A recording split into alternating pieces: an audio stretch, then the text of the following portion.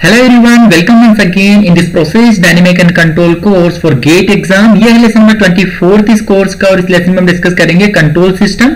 So last lesson में हमने already basic चीज डिस्कस कर ली है कंट्रोल सिस्टम की। नाउ अब हम डिटेल में डिस्कस करेंगे कंट्रोल सिस्टम के लिए कि ब्लॉक डायग्राम हम कैसे लिखते हैं, ब्लॉक डायग्राम से हम ट्रांसफर फंक्शन कैसे हम लोग कन्वर्ट करते हैं, ये सब चीज हम यहाँ पर सीखने वाले हैं। सर्वो प्रॉब्लम क्या होता है, रेगुलेटरी प्रॉब्लम क्या होता है, क्लियर है। देखिए सबसे पहले मैंने स्टार्ट किया यहाँ पर ब्लॉक डायग्राम से। किसी भी कंट्रोल सिस्टम के लिए हम यहाँ पर लिखते हैं ब्लॉक डायग्राम। यहाँ पर आप देख सकते हो कि YSP जो है ये है सेट पॉइंट एंड आउटपुट में देखिए यहाँ पर कंट्रोल वेरिएबल मैंने लिख रखा है जो कि हमारा आउटपुट है ना, जिसे हम यहाँ पर Y से डिनोट कर सकते हैं। Y आउटपुट हो गया, जो इनपुट है वो YSP मतलब वो हमारा सेट पॉइंट हुआ ना। इसके बीच में देखिए फर्स्ट जो डिवाइस है वो होता है कंपेटर। कंपेटर बेसिकली क्या करता है, एरर क्रिएट करता है। एरर का मतलब set point minus, error basically क्या होता है Y set point minus Y measure, measure variable को सब्ट्रैक्ट करता है सेट पॉइंट में से, और वो जो मैग्नीट्यूड होता है बेसिकली वो कंट्रोलर को सेंड करता है। अब कंट्रोलर डिफरेंट टाइप के होते हैं, वो हम डिटेल में डिस्कस करेंगे नेक्स्ट लेसन में।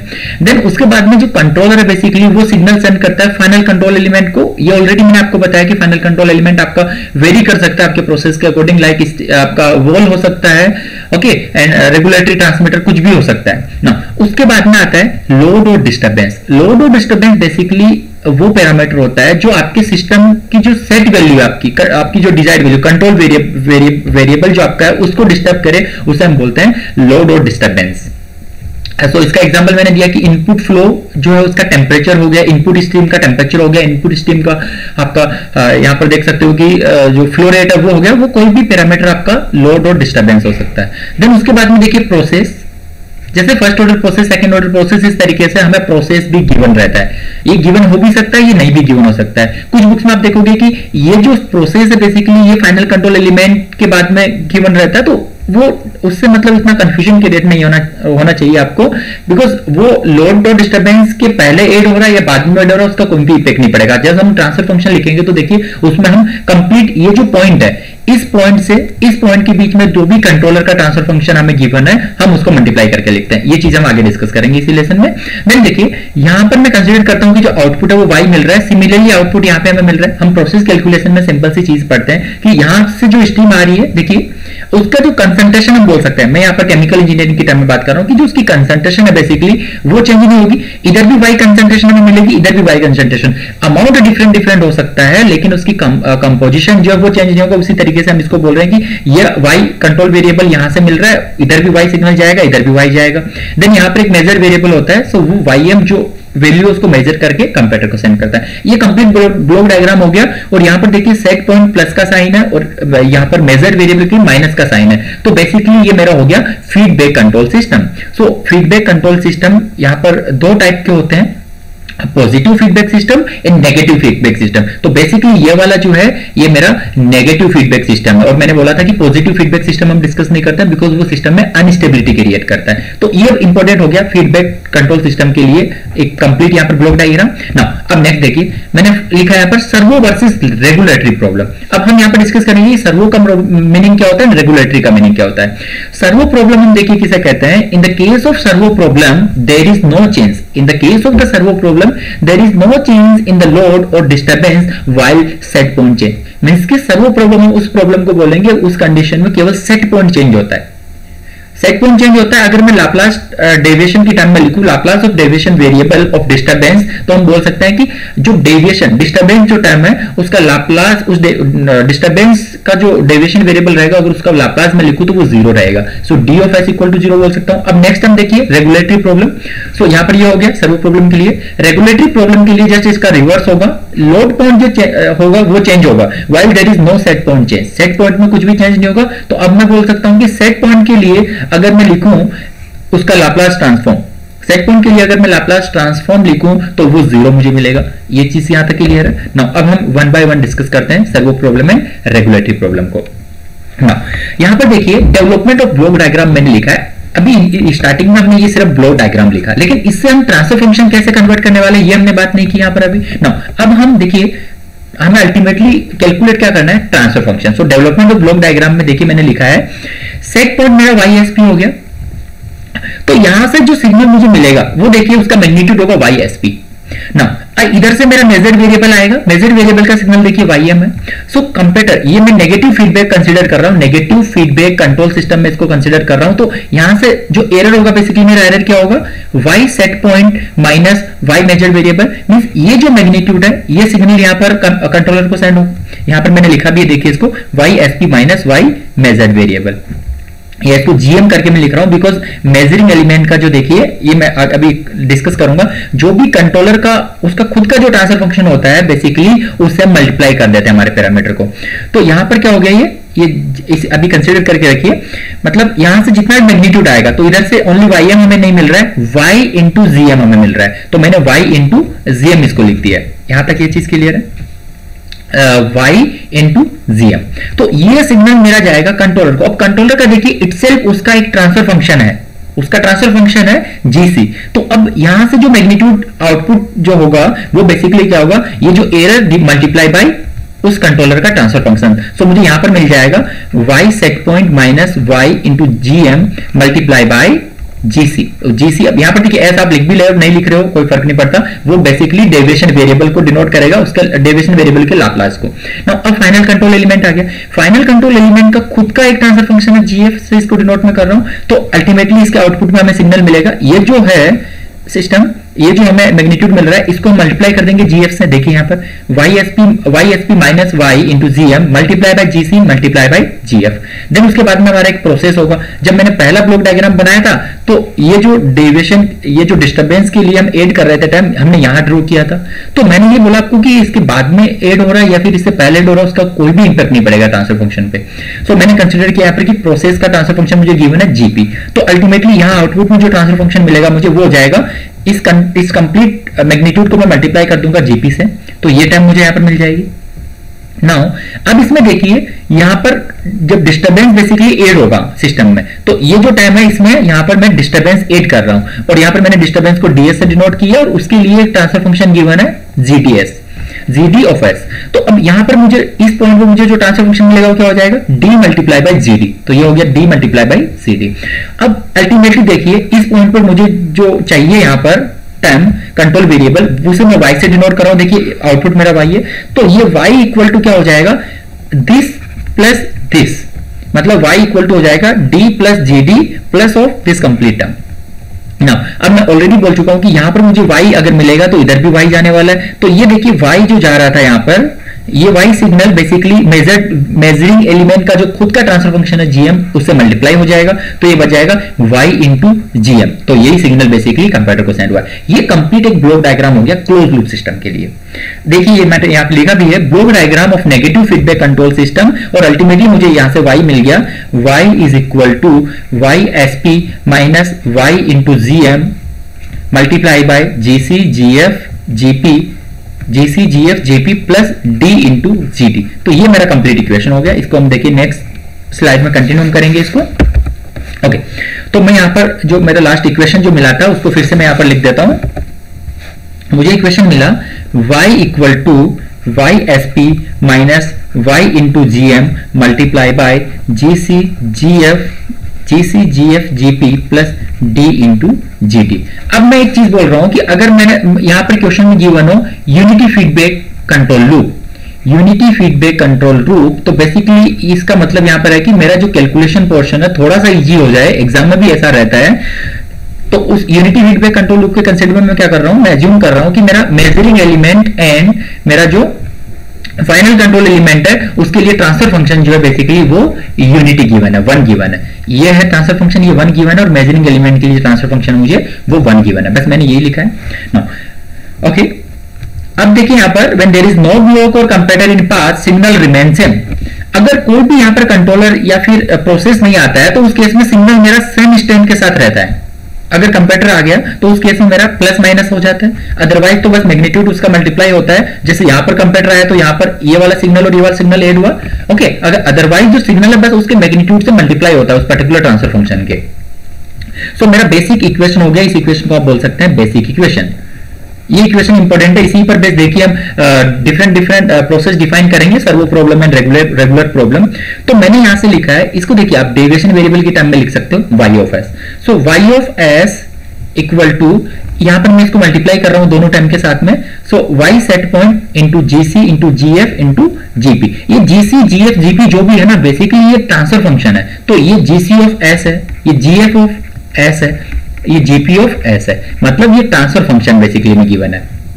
नाउ ये हो गया प्लस प्लस, इसमें मैं क्या लिख रहा हूं, minus of y into GM, minus of y into GM into GC into GF into GP plus d into GD. ये टर्म हो गया ना। अब देखिए ये टर्म यहां पर जो y लिखा हुआ है ये भी बेसिकली डेरिवेशन वेरिएबल है, इसको y ऑफ s लिख सकते हो। तो इस टर्म को हम राइट हैंड साइड में लेके जाएंगे, तो लेफ्ट हैंड साइड में लेके जाएंगे, तो लेफ्ट हैंड साइड में लेने पर देखिए हम लोग क्या कर रहे हैं, y ऑफ s को कॉमन ले लेंगे, तो रिमेनिंग टर्म रहेगा 1 plus GM into GC into GF into GP. ये मुझे रिलेशन मिल गया, y ऑफ s को मैंने कॉमन ले लिया, और remaining term right hand side में मेरा जो है वो है y of sp into GC into GF into GP. Okay, ये मेरा टाइम हो गया यहाँ पर। नाउ एक बार मैं यहाँ पर इसको चेक कर लेता हूँ, कुछ मिस्टेक तो नहीं हो रही है। सो यहां पर ये था मेरा y इक्वल टू, तो अभी इसमें मैंने सेंड किया इसको, तो हो गया GM into GC into GF into GP. Now remaining जो टाइम है मेरा वो यहां पर देखिए ये भी है, d इंटू जीडी मेरा टाइम है, y set point into GC into GP, ये वाला दोनों टाइम मेरा लेफ्ट साइड में राइट साइड में रह गया। तो ये अब इक्वेशन आ गया। अब मैं अप्लाई कर रहा हूं इसमें सर्वो प्रॉब्लम की कंडीशन। फॉर सर्वो प्रॉब्लम हम लिखते हैं, सर्वो प्रॉब्लम के लिए हमने ऑलरेडी डिस्कस किया लास्ट में कि जो डेविएशन के लिए और डिस्टर्बेंस के लिए जो लाप्लास ट्रांसफॉर्म है वो बेसिकली क्या होगा, जीरो होगा। तो ये टर्म अगर हम इसमें अप्लाई करते हैं तो ये टर्म जीरो हो जाएगी।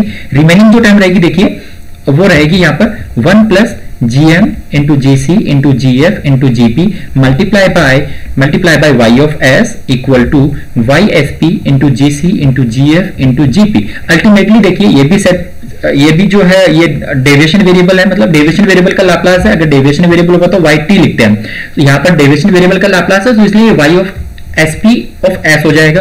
अब यहां से मुझे ट्रांसफर फंक्शन लिखना है, तो मेरा ट्रांसफर फंक्शन मैं लिख रहा हूं capital G of S equal to Y upon Y, basically output हो गया और वाई एस पी इनपुट हो गया। अब यहां पर आप इसका ये लाप्लास ट्रांसफॉर्म है, इसलिए ब्रैकेट में इसके स्मॉल एस लिख सकते हो। नाउ इक्वल टू क्या हो जाएगा, ये टर्म रहेगी यहाँ पर GC into GF into GP divide by this term 1 plus GM into GC into GF into GP. काफी इंपॉर्टेंट है, देखिए हम लोग इनको इस तरीके से याद कर लेंगे। यहाँ पर ये ट्रांसफर फंक्शन हो गया सर्वो प्रॉब्लम के लिए, इसे मैं बोल सकता हूं set point close loop transfer function. ये ट्रांसफर फंक्शन है बेसिकली किसके लिए, set point close loop transfer function के लिए। यहां पे मैं लिख देता हूं transfer function for set point close loop. Close loop देखिए हम कंप्लीट जो हमने ब्लॉक डायग्राम लिखा था क्लोज लूप के लिए लिखा था, तो ये हो गया transfer function for set point close loop, या बोल सकते हैं आप इसको set point close loop transfer function, इस तरीके से भी आप इसको लिख सकते हो। अब मैं सेकंड कंडीशन अप्लाई कर रहा हूं for regulatory problem. So regulatory problem के लिए हम सेट पॉइंट का जो लाप्लास ट्रांसफॉर्म होगा वो जीरो होगा बेसिकली, तो ये मैंने जीरो पुट कर दिया। देखिए इस इक्वेशन में अगर ये वाला पोर्शन जीरो हो जाएगा, अब सेकंड केस के लिए, ये सेकंड केस के लिए हुआ, ये फर्स्ट के लिए था सर्वो प्रॉब्लम के लिए डिस्टर्बेंस का लाप्लास ट्रांसफॉर्म जीरो था, एंड अब यहाँ पर रेगुलेटरी प्रॉब्लम के लिए सेट पॉइंट का लाप्लास ट्रांसफॉर्म जीरो है। तो रिमेनिंग टर्म क्या रहेगा, ये वाली टर्म एंड ये वाली टर्म, तो ये हो जाएगी देखिए 1 plus GM into GC into GF into GP multiply by Y of S equal to set point zero put कर दिया मैं, तो remaining term D into GD, यहां पर आप डी ऑफ एस पुट कर सकते हो ना। अब अल्टीमेटली मेरा ट्रांसफर फंक्शन हो गया capital GS equal to, output मेरा क्या है, यहां पर आउटपुट मेरा रहेगा वाई ऑफ एस और इनपुट मेरा रहेगा D of S equal to, तो यहां पर हो जाएगा एक GD upon 1 plus GM into GC into GF into GP. Okay, सबसे पहली टर्म में यहां पर इसको कैसे भी लिखो आप पहले या बाद में, GC into GF into GP multiply by GM. ये मेरा ट्रांसफर फंक्शन हो गया disturbance close loop transfer function को मैं शॉर्ट कर लिख रहा हूं यहां पर सेट पॉइंट।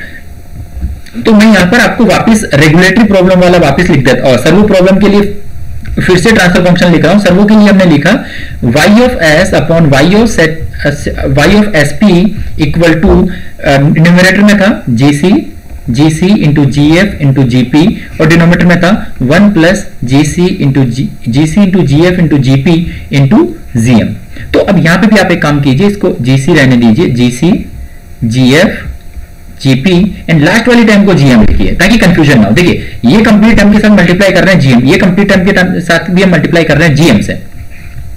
तो हम देख सकते हैं कि केवल अगर दोनों को हम कंपेयर करें रेगुलेटरी प्रॉब्लम और सर्वो प्रॉब्लम के लिए, यहाँ पर ट्रांसफर फंक्शन को, तो न्यूमरेटर टर्म चेंज हो रहा है, डिनोमिनेटर टर्म दोनों में सेम है, देख सकते हो। यहाँ पर देखिए रेगुलेटरी प्रॉब्लम के लिए न्यूमरेटर में GD आ रहा है एंड डिनोमिनेटर में देखिए GC into GF into GP आ रहा है। ये चीज क्लियर है। अब देखिए मैं आगे लिख रहा हूं ओपन लूप ट्रांसफर फंक्शन। अगर हम लिखना चाहे क्लोज लूप ना लिख के ओपन लूप ट्रांसफर फंक्शन लिखना चाहे, ओपन लूप ट्रांसफर फंक्शन, तो बेसिकली इस सिस्टम के लिए ओपन लूप ट्रांसफर फंक्शन मेरा होगा GC into GF into GP into GM। देखिए यहां पर मैं आता हूं, तो मेरा सबसे पहले कंट्रोलर है, तो इसका transfer function GC multiply by final control element का transfer function GM multiply by process का transfer function GP multiply by measuring element.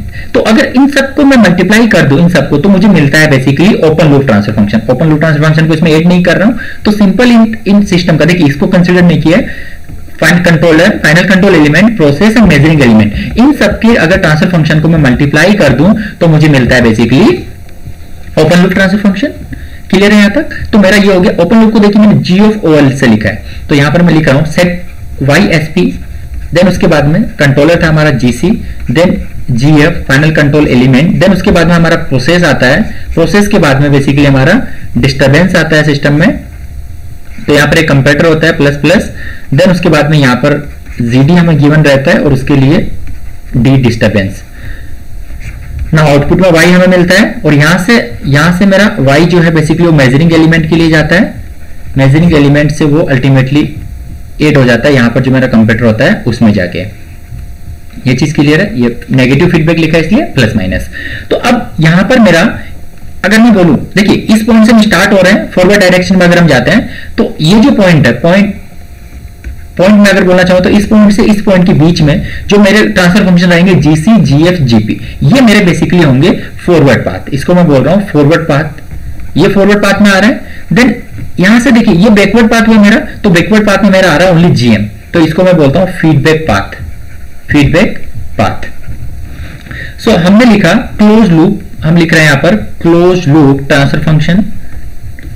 तो दोनों ट्रांसफर फंक्शन में एक साथ लिखता हूं। पहले सर्वो प्रॉब्लम के लिए तो YS upon YSP equal to हो गया GC, देखिए GC into GF into GP, GC into GF into GP divide by numerator में 1 plus GC into GF into GP multiply by measuring element भी हम कर देंगे। यहां से आप कुछ एनालाइज कर सकते हो अगर अच्छे से आपको ये चीज समझ आ रही है तो। सेकंड केस में देखिए रेगुलेटरी प्रॉब्लम के लिए हम लिखते हैं y of s upon d of s equal to, इसमें आता है डिस्टर्बेंस के लिए ट्रांसफर फंक्शन जो रहता है न्यूमरेटर में, so GD upon numerator term same रहता है pi forward path multiply by feedback path, GC into GF into GP multiply by GM, ये दोनों टाइम होगी।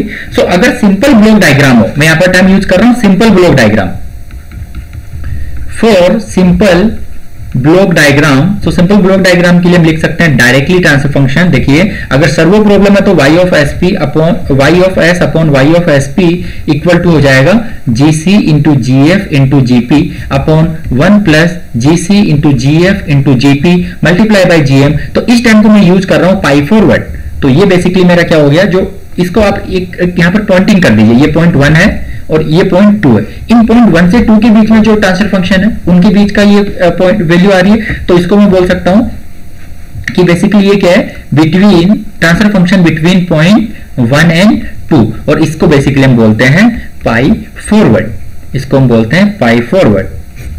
क्लियर है यहाँ पे पाई फॉरवर्ड एंड डिनोमिनेटर में क्या हो जाएगा, देखिए 1 अपॉन G ओपन लूप। ये जो ट्रांसफर फंक्शन मैंने लिखा है इसको हमने ऑलरेडी डिस्कस किया है कि ओपन लूप ट्रांसफर फंक्शन लिखे तो वो क्या होता है GC into GF into GP into GM। तो ये सिस्टम इस तरीके से लिख सकते हैं हम फीडबैक सर्वो प्रॉब्लम के लिए pi forward upon 1 plus G open loop.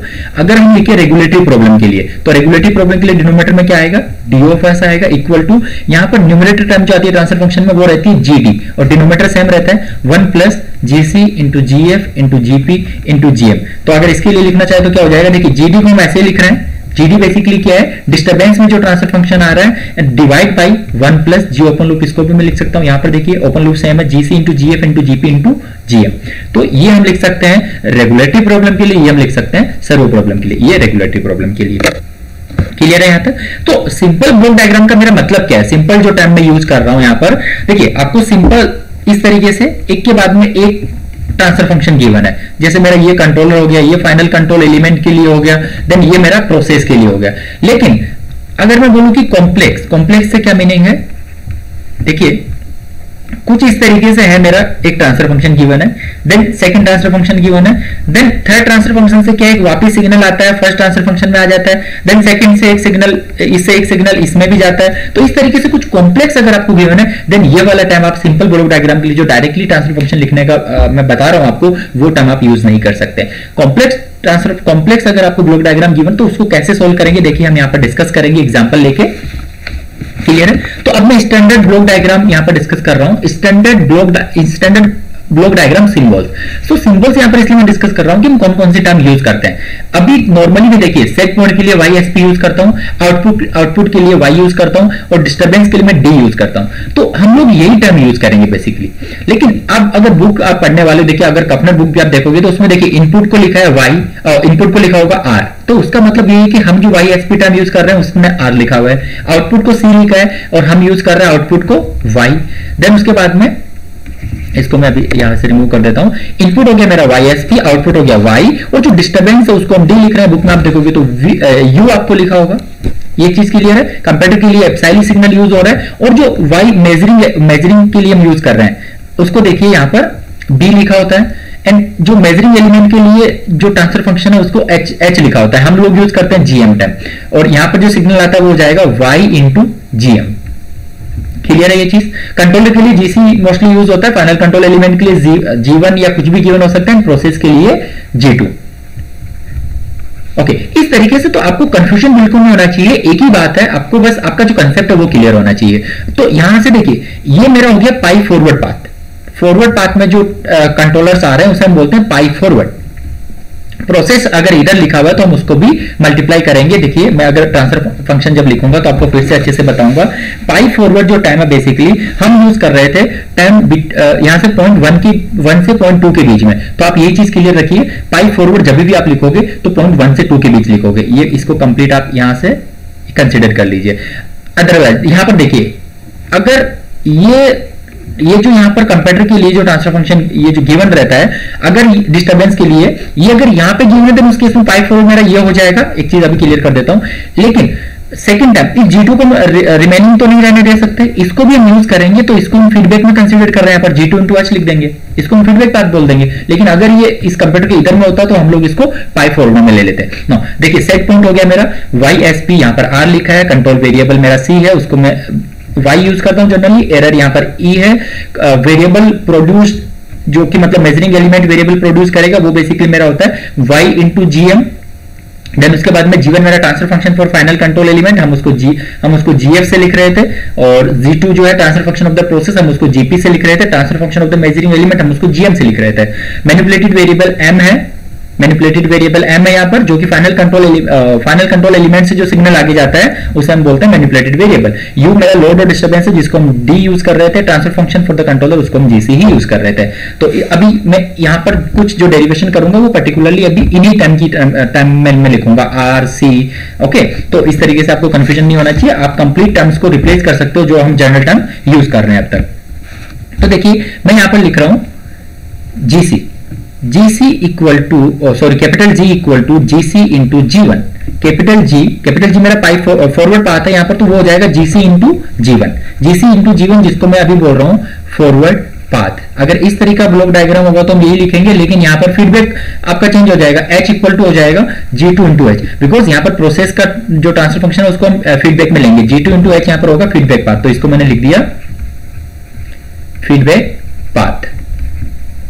अब अब इन दोनों को अगर हम मल्टीप्लाई करें तो वो बेसिकली मेरा क्या बनता है, ओपन लूप ट्रांसफर फंक्शन यही बनता है ना। अगर यहाँ पर मैं ओपन लूप लिखना चाहूँ सिस्टम के लिए तो वो हो जाएगा GC into G1 into G2 into H, ये मेरा ओपन लूप ट्रांसफर फंक्शन हो गया।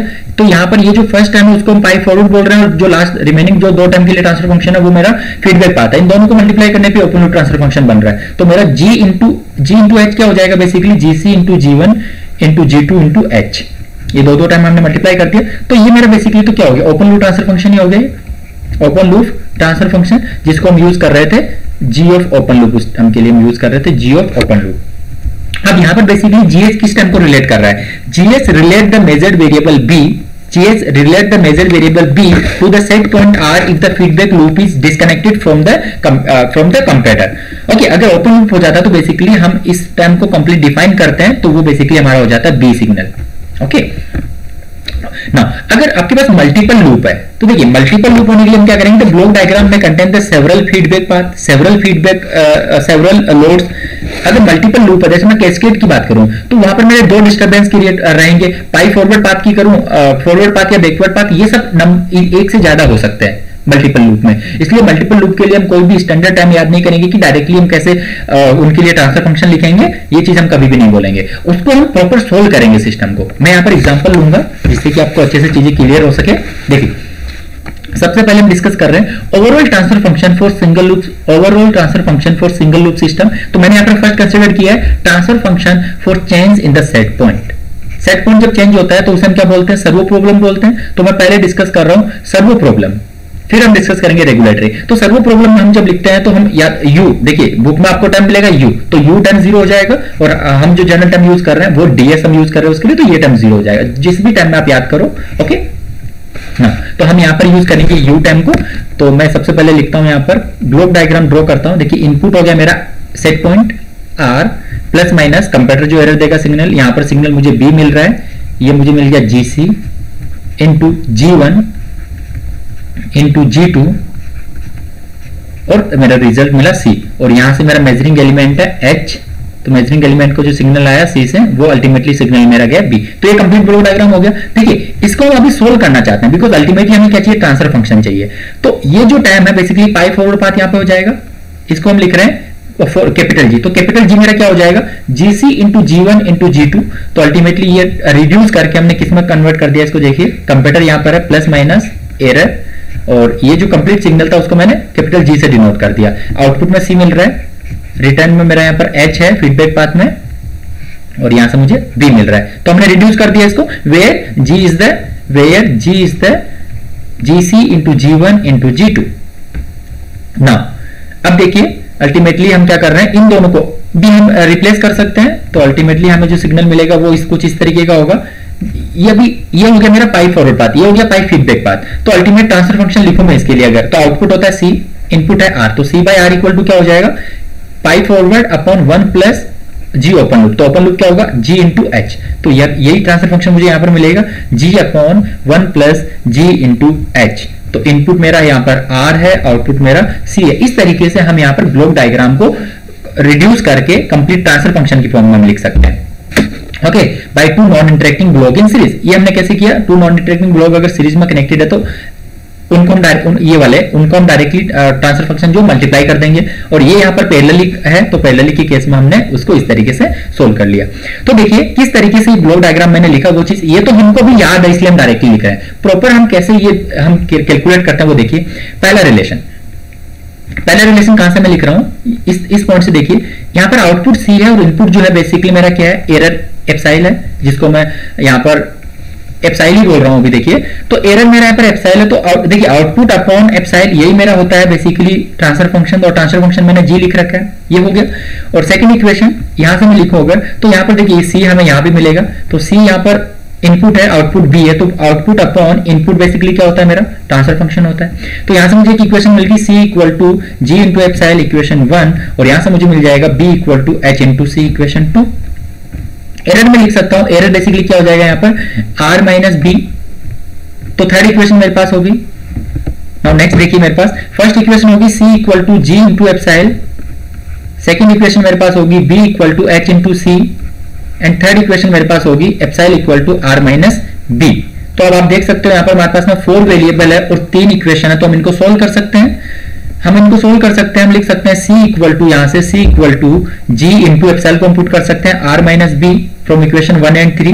देन उसके बाद में हम लिख सकते हैं इसको, ये हो गया c equal to g into r minus, okay हम इसमें क्या पुट कर रहे हैं, b की वैल्यू पुट कर सकते हैं hc, तो ये मुझे मिल गया c equal to G into R minus G into H upon C. तो ये देखिए यहाँ पर अगर इस टाइम को हम लेफ्ट साइड में लेके जाए तो ये मिल जाएगा 1 plus G into H into C equal to G into R. यहाँ से ट्रांसफर फंक्शन लिख सकता हूं मैं c upon R equal to मिल रहा है g upon 1 plus G H. तो यही ट्रांसफर फंक्शन था अल्टीमेटली, जो हम यहाँ पर डायरेक्टली लिख पा रहे हैं बिकॉज हमें अभी समझ आता है। तो बार बार हम इस तरीके से इक्वेशन तो नहीं लिख सकते हैं ना सिंपल ब्लॉक डायग्राम के लिए। तो c upon R equal to G upon 1 plus G H हो गया। और सिंपल फॉर्म में अगर हम बात करें, सेट पॉइंट की हम बात कर रहे हैं, तो ये मेरा हो गया c, अगर मैं जो टर्म यूज कर रहा था Y S upon Y S P equal to G, जो बेसिकली मेरा वो पाई फॉरवर्ड है GC into G F into GP divide by 1 plus GC into G F into GP, और एच को हम यूज कर रहे हैं मेजरिंग एलिमेंट जीएम। तो इस तरीके से हम यूज कर रहे थे। तो अल्टीमेटली हम इस तरीके से डिराइव करते हैं, लेकिन हम लोगों को पता है कि ये रिजल्ट आने वाला है तो हम डायरेक्टली लिख सकते हैं। और ये जो टाइम है बेसिकली ये मेरा जी ओपन लूप है। ऐसा नहीं कि मैं इसको क्यों इतने अच्छे से आपको पढ़ा रहा हूं, बिकॉज देखिए आपको अगर कंसेप्ट क्लियर होगा तो कभी भी अगर मल्टीपल लूप अगर गिवन है, ओके मल्टीपल लूप अगर सिस्टम गिवन आपको, देन उस केस में आपको ये इक्वेशन लिखनी पड़ेगी। इक्वेशन की हेल्प से आप फाइनली जो ट्रांसफर फंक्शन है वो कैलकुलेट कर पाओगे, अदरवाइज आपको कंफ्यूजन होगा मल्टीपल लूप जब गिवन रहेंगे तो।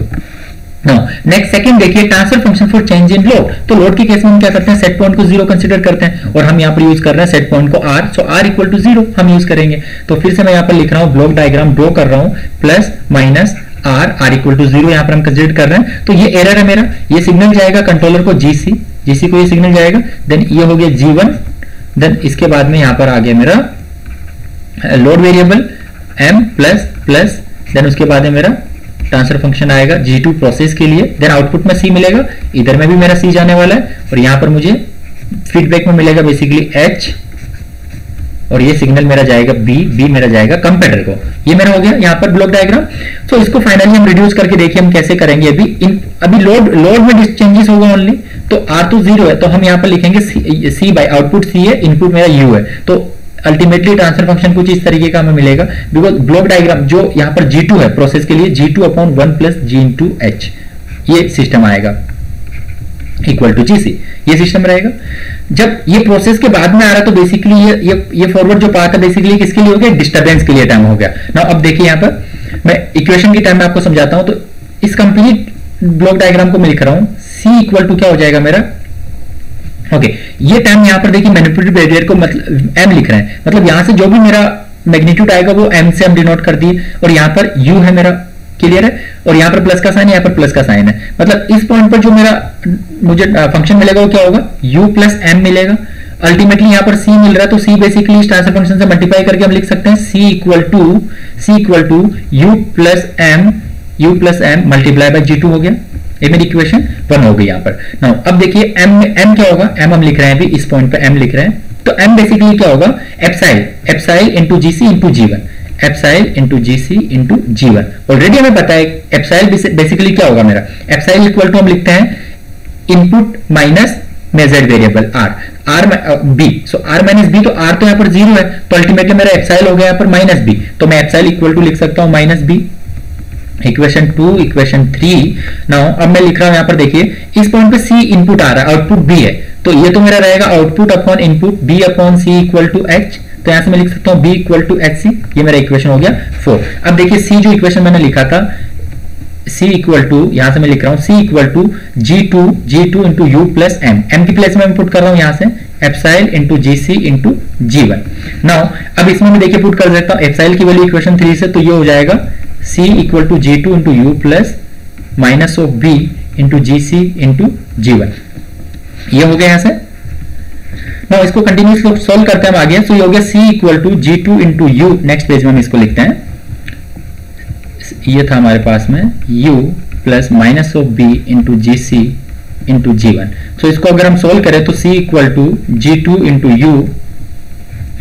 U माइनस ऑफ, देखिए B जो था इक्वेशन 4 से हम लिख सकते हैं b को b equal to H C, तो मैंने यहाँ पर एच सी पुट कर दिया है अभी, एच सी हो गया ये into G C into G one. तो इस कंप्लीट इक्वेशन को आप सॉल्व कर सकते हैं, G two into U minus of H into C into G C into G one into G two. यहाँ से देखिए हम कॉमन ले सकते हैं सी, इसको लेफ्ट हैंड साइड में लेके, तो ये बन जाएगा 1 plus H into G C into G one into G two.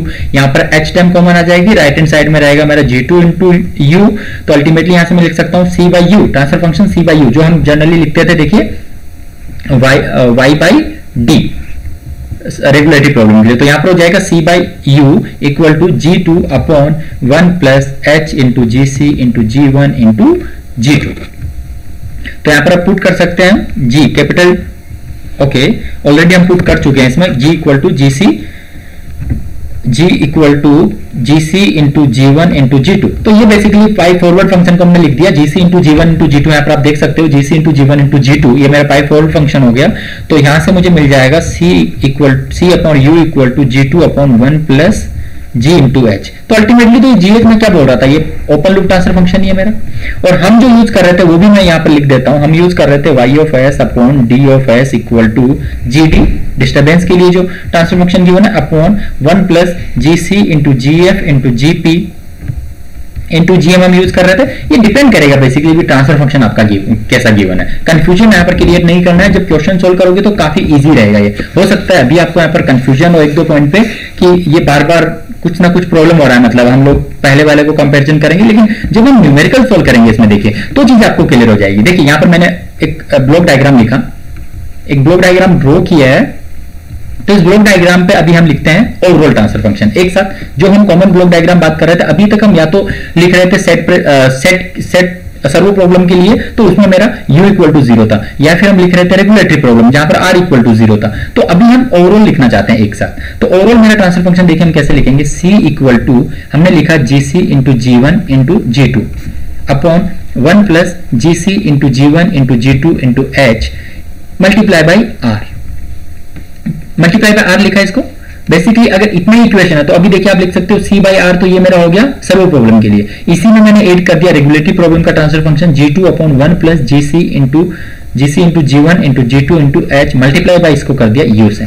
तो ये मेरा कंप्लीट इक्वेशन हो गया। अगर इसमें आप इसको अभी ये भी लिख सकते हो, इस टर्म को जो है ना आप लिख सकते हो डायरेक्टली जी एच, इस टर्म को भी आप लिख सकते हो जी एच, जिसको हमने यूज किया था जी ओपन लूप। तो यहां पर अगर आपको चाहिए, ये हो गया transfer function close loop transfer function relate the C and R, ये हो गया transfer function close loop transfer function relating the C and U. अगर आपको यहां से लिखना है, देखिए अगर आपको सी बाई आर लिखना है इस इक्वेशन से, तो आप पुट कर दीजिए पुट यू इक्वल टू 0। अगर आपको चाहिए सी बाई यू तो आप पुट कर दीजिए आर इक्वल टू 0, आपको मिल जाएगा आपका ट्रांसफर फंक्शन यहाँ पर सी बाई आर और सी बाई यू। तो अल्टीमेटली हम लिखते हैं y upon X equal to pi forward, अभी तक हमने ये सीखा है 1x सिंपल क्लोज लूप के लिए y upon X equal to pi forward upon pi loop, और इस पाई लूप को हम बोलते हैं G open loop transfer function. ये हो गया नेगेटिव, ये किसके लिए होगा, नेगेटिव फीडबैक के लिए। पॉजिटिव फीडबैक के लिए डिफरेंट रहेगा। देखिए तो अगर हम पॉजिटिव फीडबैक के लिए लिखे तो पॉजिटिव फीडबैक के लिए हो जाएगा y upon X equal to pi forward, numerator में जो हम लिख रहे हैं 1 प्लस, ये टर्म हो जाएगा 1 माइनस का साइन आ जाएगा, बस 1 माइनस ऑफ पाई लूप, ये हो जाएगा। वो यूज नहीं है लेकिन फिर भी मैं यहाँ पर लिख रहा हूं कि अगर हम पॉजिटिव फीडबैक के लिए लिखे तो किस तरीके से हमारा ट्रांसफर फंक्शन रहेगा। ये बेसिकली हो गया standard transfer function for positive feedback system. तो यहाँ पर पाई फॉरवर्ड क्या है मेरा, product of the transfer function in forward part between the location X and Y, जिसको मैं पॉइंट 1 एंड 2 बोल रहा था। एंड पाई लूप क्या हो गया, product of the old transfer function in the loop. Open loop का बेसिकली मीनिंग क्या हो गया, जी ओपन लूप जो हम बोल रहे हैं, यहाँ पर हम टर्म उसके लिए जी एच लिख रहे हैं। तो वो बेसिकली ट्रांसफर फंक्शन में हमारे जितने भी हमारे लूप कंप्लीट प्रोसेस में ट्रांसफर फंक्शन है डिस्टर्बेंस को छोड़कर ओनली, उसको मल्टीप्लाई कर देते हैं जी सी इंटू, यहाँ पर जो टर्म यूज कर रहे हैं जी C into G one into G two into जी मेजरिंग। ये बेसिकली हमारा था जी फाइनल कंट्रोल एलिमेंट के लिए, था जी प्रोसेस के लिए। ओके तो वो डिपेंड करेगा आपको कौन सा नोटेशन गिवन, नोटेशन की वजह से कभी भी कंफ्यूजन नहीं होना चाहिए ना। नेक्स्ट देखिए अब हम यहाँ पर क्या करते हैं, एक क्वेश्चन देखते हैं। यहाँ पर देखिए ये सिंपल ब्लॉक डायग्राम नहीं है, अभी ये सिंपल ब्लॉक डायग्राम नहीं है, यहाँ पर ये हम बोल सकते हैं कि कॉम्प्लेक्स ब्लॉक डायग्राम है, कॉम्प्लेक्स ब्लॉक डायग्राम गिवन है। बिकॉज अभी तक देखिए अभी हमने ऐसा नहीं देखा कि फिर से आपको इस तरीके से सिस्टम गिवन कुछ अजीब सा सिस्टम दिख रहा है, आप डायरेक्टली इसमें pipe forward upon 1 plus open loop नहीं लिख सकते हो। ओके, ओपन लूप का ट्रांसफर फंक्शन, उससे आपको अल्टीमेटली ओवरऑल ट्रांसफर फंक्शन नहीं मिलेगा इसमें। देखिए इसमें मुझे कैलकुलेट करना determine the transfer function y upon x। तो ये बेसिकली मतलब क्या हो गया, y of s upon x of s। यहाँ पर देखिए आउटपुट मुझे दिया है y ऑफ s, इनपुट में मुझे दिया है x ऑफ s। फिर देखिए यहाँ पर मेरा फंक्शन है, ये जो पॉइंट है इसका मतलब हुआ कंपेरेटर, और ये हम जो इसको कंसिडर किया जाता है जब अगर साइन गिवन नहीं है तो वो बेसिकली प्लस माइनस गिवन होगा।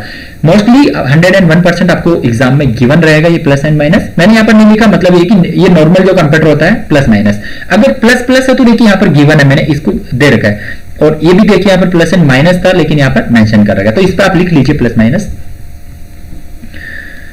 ओके बेसिक, इसको सॉरी इसको मैंने क्यों नहीं यहाँ पर लिखा था, बेसिकली ये सिग्नल जो था नॉर्मल नहीं है, ये लूप यहाँ से जो सिग्नल है बेसिकली ये इधर जा रहा है, ये सिग्नल इधर जा रहा है, ये सिग्नल इधर भी जा रहा है G1 को भी और G5 को भी, बिकॉज यहाँ पर ये ऐड हो रहा है। तो ओके मैंने यहाँ पर गलत बोला। इन जनरल नॉर्मल सिस्टम में इस तरीके से आपको गिवन था। कभी कभी मैं यहाँ पर अगर ये लिखता नहीं हूं तो उस केस में आपको ये प्लस माइनस कंसिडर करना है।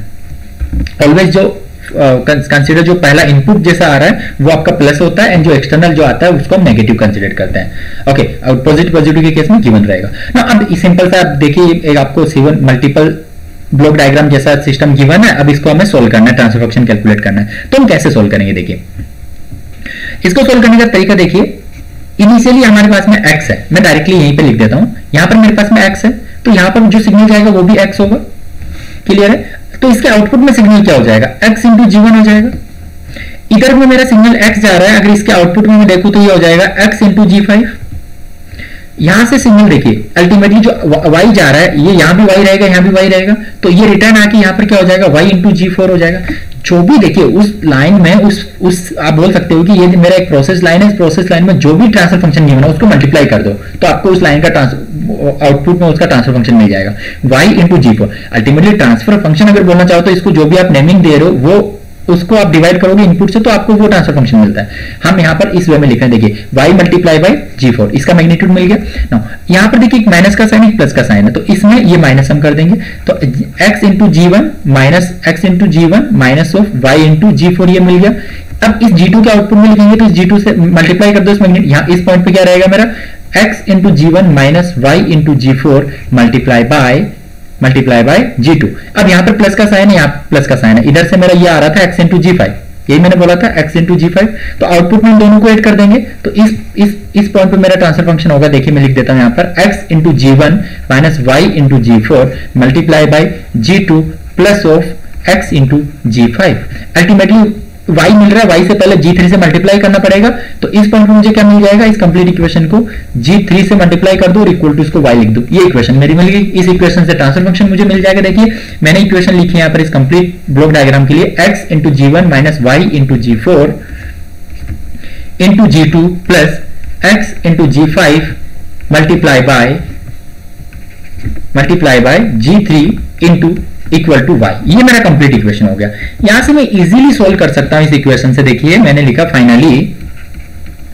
Finally we get y equal to x into G1 minus x into G4 multiply by G2 plus x into G5 overall multiply by G3। Ultimately मुझे कैलकुलेट क्या करना है, output upon input transfer function y of s upon x of s, यही मुझे calculate करना है। तो बस इस इक्वेशन से सोल्व कर लीजिए। देखिए y इक्वल टू यहां पर हो जाएगा x into G1 into, okay complete जो इक्वेशन है ये देखिए यहाँ पर इसको हम लिखना चाहते हैं, आई थिंक मैंने कुछ गलती किया यहाँ पर। देखिए y इंटू G4 था, y इंटू G4 था, है ना, तो ये हो गया y into G4 multiply by G2, ये कंप्लीट इक्वेशन इससे मल्टीप्लाई हो जाएगी G3 से, plus x into G3 into G5, equation हो गया। नाउ नेक्स्ट देखिए y equal to x into G1, अब इसको मल्टीप्लाई कर रहे हैं x into G1 into G2 into G3 minus of y into G2 into G3 into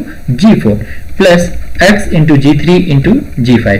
तो देखिए जो जिसमें x मल्टीप्लाई है उसमें से x कॉमन ले लेंगे, जिसमें y है उसमें y मल्टीप्लाई y कॉमन ले लेंगे, इसको लेफ्ट हैंड साइड में लेके, तो ये मुझे मिल जाएगा 1 plus G2 into G3 into G4 multiply by y equal to, यहां से x कॉमन लेंगे तो ये मिलेगा G1 into G2 into G3 plus G3 into G5 multiply by x। तो ओवरऑल ट्रांसफर फंक्शन क्या हो गया, y of s upon x of s। ये y बाई x लिखने का मतलब ये है कि y of s upon x of s हम लिख रहे हैं, इक्वल टू ये हो जाएगा G1 into G2 into G3 plus G3 into G5 upon 1 plus G2 into G3 into G4।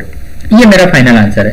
तो अब ये देखिए सिंपल ब्लॉक डायग्राम नहीं था तो आपको आप डायरेक्टली कमेंट नहीं कर सकते इस पर कि पाई फॉरवर्ड अपॉन यहाँ पे आप लिख सकते हो 1 अपॉन जी ओपन लूप, ऐसा बिल्कुल नहीं कर सकते। इस तरीके से आपको प्रॉपर उस ब्लॉक डायग्राम को सोल्व करना है। देखिए इस पर एक और हम क्वेश्चन सोल्व करते हैं। नेक्स्ट क्वेश्चन देखिए, यहाँ पर क्वेश्चन नंबर 84 है इस कोर्स का।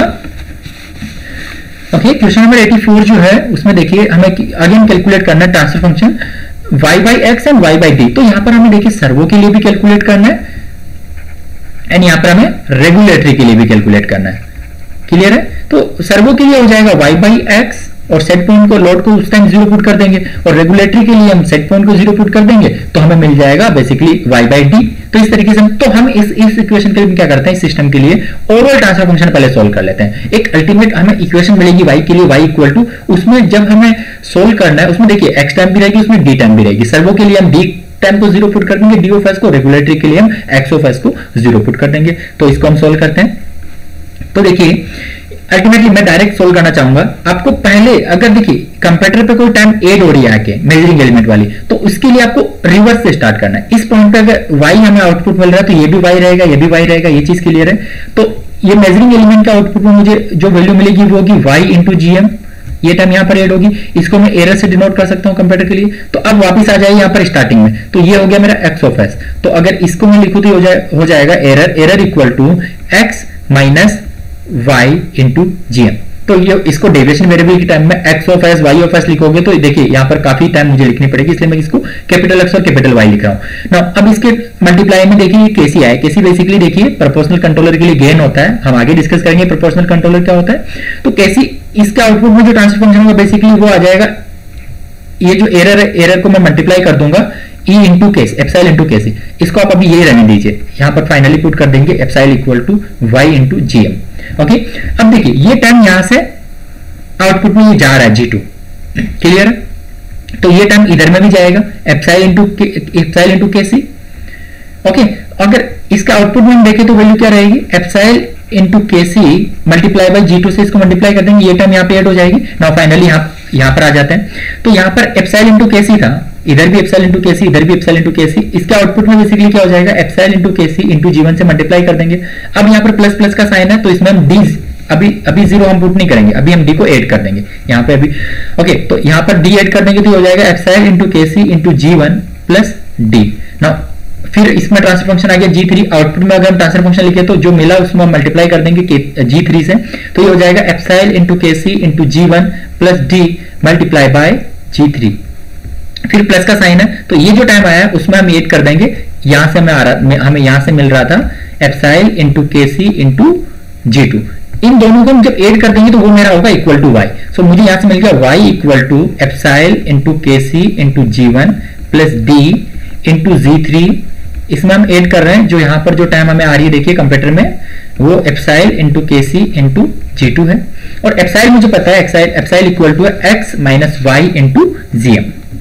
तो अल्टीमेटली मुझे मिल गया y equal to x minus Y into GM multiply by KC into G1 plus D, overall multiply है G3 से, प्लस यहाँ पे भी एप्साइल से मल्टीप्लाई करना तो एप्साइल की वैल्यू पुट कर सकता हूँ x minus Y into GM multiply by KC into G2। ये कंप्लीट इक्वेशन अभी मिल गई हमें।